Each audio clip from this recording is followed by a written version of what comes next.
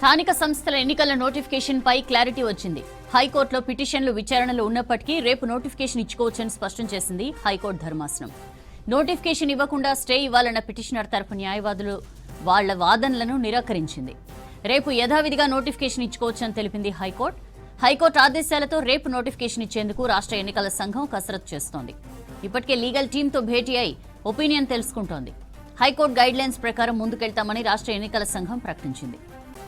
BC రిజర్వేషన్ల అంశంపై విచారణ రేపటికి వాయిదా వేసింది హైకోర్టు. రేపు మధ్యాహ్నం 2:15 విచారణ కొనసాగుతుందని కోర్టు చెప్పింది. రిజర్వేషన్ల అంశంపై ప్రభుత్వం తరపున సుప్రీంకోర్టు సీనియర్ న్యాయవాది అభిషేక్ మను సింఘ్వి వాదనలు వినిపించారు. ఈ సందర్భంగా వాడివేడి వాదనలు జరిగాయి. రిజర్వేషన్లు 50% దాటొద్దని రాజ్యాంగంలో లేదని సింఘ్వి వాదించారు. ఇది కేవలం సుప్రీంకోర్టు ఆదేశమేనని చెప్పారు. నిబంధనలు అనుసరించే బీసీలకు ప్రభుత్వం 42% రిజర్వేషన్లు కేటాయించిందన్నారు.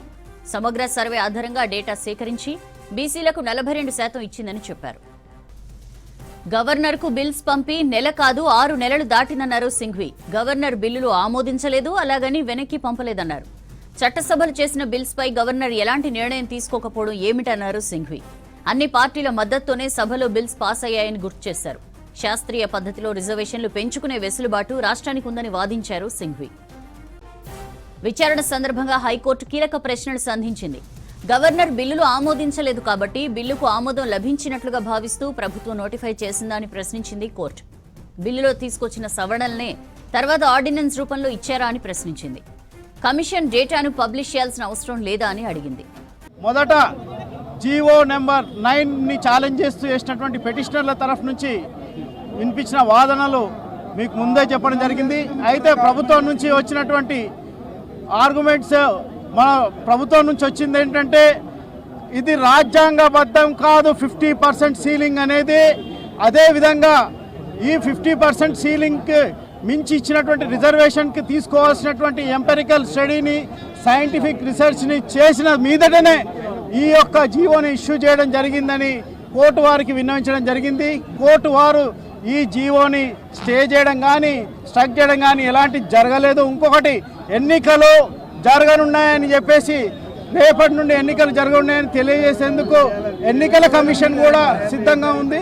కాబట్టి ఇక్కడ కోర్టులో ఎన్నికల కమిషన్ చెప్పింది, కోర్టుకు విన్నవించింది. ఎన్నికల కమిషన్ కూడా మేము నోటిఫికేషన్ ఇస్తున్నాం అని చెప్పింది. నోటిఫికేషన్ ఇవ్వకుండా స్టే ఇవ్వాలని అడిగినలో నోటిఫికేషన్ ఇవ్వమని చెప్పేసి ఇస్తామని చెప్పారు. ఇవ్వకూడదని మాత్రం కోర్టు చెప్పలేదు. కాబట్టి నో స్టే ఇప్పటి వరకు ఎన్నికలు జరగనున్నాయి. జరిగినటువంటి జీవో నంబర్ 9 పైన హైకోర్టు ఎలాంటి స్టే కూడా ఇవ్వలేదు. రేపటి నుంచి నోటిఫికేషన్ ప్రక్రియ కూడా మొదలు చేసుకోవచ్చు. ఎందుకంటే హైకోర్టు ఒకవేళ స్టే ఇస్తే మాత్రం మనం చేయకపోతుండే. హైకోర్టు ఎలాంటి స్టే ఇవ్వలేదు కాబట్టి రేపటి నుంచి ప్రక్రియ కూడా మొదలవుతుంది. మన గౌరవంలో హైకోర్టు ఇచ్చినందుకు మన అందరి తెలంగాణ బిడ్డల తరపున, నా తెలంగాణ బీసీ తరపు అందరికీ ఈరోజు హైకోర్టులో మేము 3 days బ్యాక్ రిట్ పిటిషన్ వేసినాము. On behalf of the petitioners తరఫున మేము అపియర్ అయ్యి యాజ్ అడ్వకేట్గా మేము అపియర్ అయ్యి మా బాధలు చెప్పుకున్నాము. 3 decades అంటే 30 సంవత్సరాల సంది ఈ బీసీఏలో ఉన్న వాళ్లకు బీసీలకు ఎంత రిజర్వేషన్ ఇచ్చినా అని ఈ యొక్క వర్గాలకు ఏ రంగంలో కూడా రాజకీయ ప్రాతినిధ్యం ఇవ్వలే.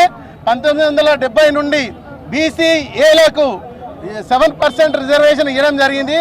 అది ఉద్యోగాలలో ప్లస్ విద్యా సంస్థలలో ఆల్రెడీ 30 ఏళ్ల సంది అమల్లో ఉంది, 50 ఏళ్ల సంది అమల్లో ఉంది. 94లో ఈ లోకల్ బాడీస్కు రిజర్వేషన్ ఏదైతే ఇచ్చిర్రో 94 నుండి ఇప్పటి వరకు కూడా ఈ యొక్క బీసీఏ గ్రూప్ల చిన్న కమ్యూనిటీస్కు, మోస్ట్ బ్యాక్వర్డ్ కమ్యూనిటీస్కు మాత్రం ఎక్కడ కూడా రిప్రజెంటేషన్ లేదు. ఈ విషయంలో మేము హైకోర్టులో సపరేట్ రిట్ పిటిషన్ వేసినాము. దాని మీద ఈరోజు ఏబిసిడి కేటగరైజేషన్ కొరకు వేసినాము. అది ఈరోజు చీఫ్ జస్టిస్ గారు మా యొక్క ఆర్గ్యుమెంట్ కూడా విన్న తర్వాత అన్నిట్లను క్లబ్ చేసిండు.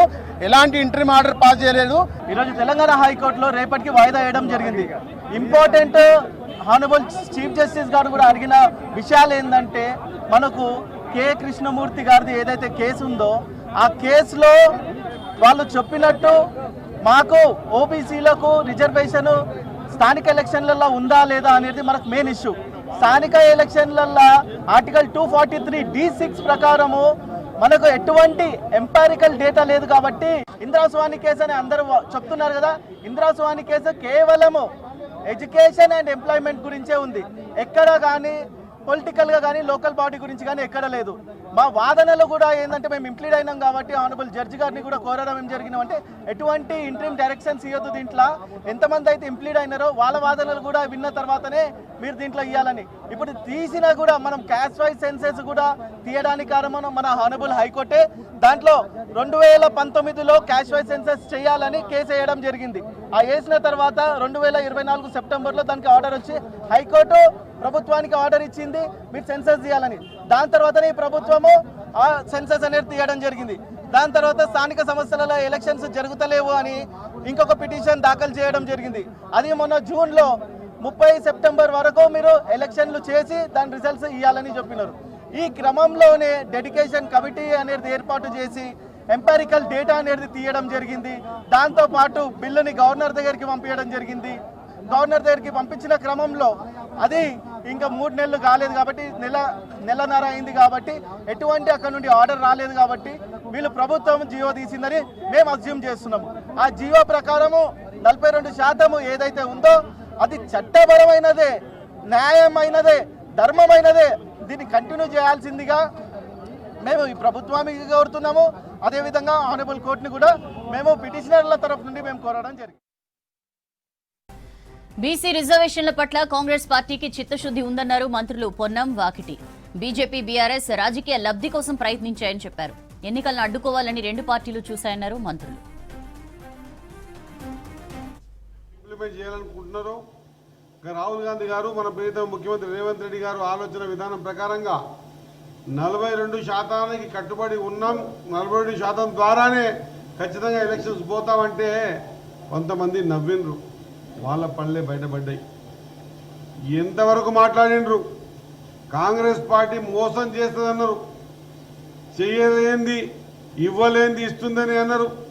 రకరకాలుగా మాట్లాడి అందరి ఆలోచన విధానాన్ని పక్కదో పట్టించే ప్రయత్నం చేసిన సందర్భాలు మనం చాలా చూసాం. అయినా కూడా ఎక్కడ కూడా ఇచ్చిన మాట తప్పదు కాంగ్రెస్ పార్టీ. అది తెలంగాణ ఇచ్చిన విషయంలో కానివ్వండి, లేదా ప్రజా సంక్షేమ పథకాల విషయంలో కానివ్వండి, లేదా ఈరోజు 42% బీసీలకు, వెనుకబడ్డ జాతులకు ఖచ్చితంగా విద్యా ఉద్యోగాల, ఆర్థిక మరియు రాజకీయ పరంగా రిజర్వేషన్ ప్రక్రియను మేము ఖచ్చితంగా ఇస్తామని చెప్పిన మాట ఇది. రాజకీయ కోణంతోనే కేంద్రం ఉన్నటువంటి బీజేపీ ప్రభుత్వం, నరేంద్ర మోడీ గారి నాయకత్వంలో ఉన్నటువంటి కేంద్ర ప్రభుత్వం, రాష్ట్ర శాసనసభలో బీజేపీ సైతం సై అని 42% రిజర్వేషన్కు మద్దతుగా నిలబడి కేంద్ర ప్రభుత్వం దగ్గరకు అయినా ఎందుకు నై అంటుండ్రు, ఎందుకు యూటర్న్ తీసుకున్నారు మీ బీజేపీ అని చెప్పి అన్నప్పుడు బీఆర్ఎస్ ఎందుకు బీజేపీ పైన ఇదే శ్రీనివాస్ యాదవ్ గారు కూడా ఒక్క మాట నోరు ఎందుకు మెదిపలేదని మేము అడుగుతా ఉన్నాం. 2 ఉభయ సభల్లో చట్టం రూపొందించుకున్నటువంటి దాన్ని కాదు, వాళ్ళది అంతా జియో మీదనే వారు ఈరోజు ఆబ్జెక్షన్ చేయడం జరిగింది.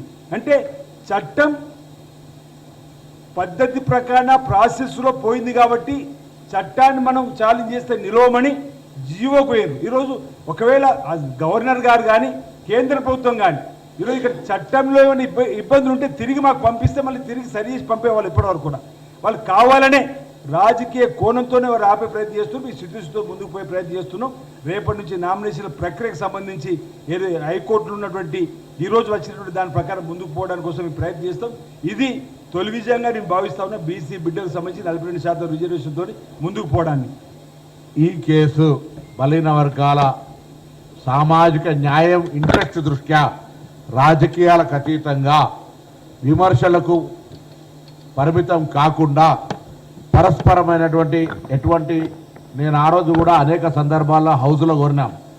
Mood of the house is observation is important. ఇవాళ చర్చలో కూడా సభ ఏకగ్రీవ తీర్మానము అనేటువంటిది ఒక చాలా పరిణామమైనటువంటి చర్చ. అందుకే నేను మళ్ళీ కూడా వీళ్ళని కోరుతా ఉన్నా. ఫస్ట్ డే బహిరంగంగా అప్పీల్ చేసినాం.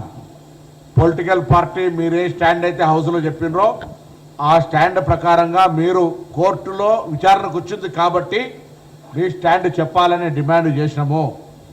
అఫిడవిట్ ఇవ్వనం, కానీ కోర్టులో అఫిడవిట్లు ఉన్నాయి కాబట్టి ఇంప్లీడ్ కావాలి. ఇంప్లీడ్ కావడానికి మీకు అవకాశం ఉండి కూడా ఆనాడు కుల సర్వే జరగంగా పాల్గొనలే.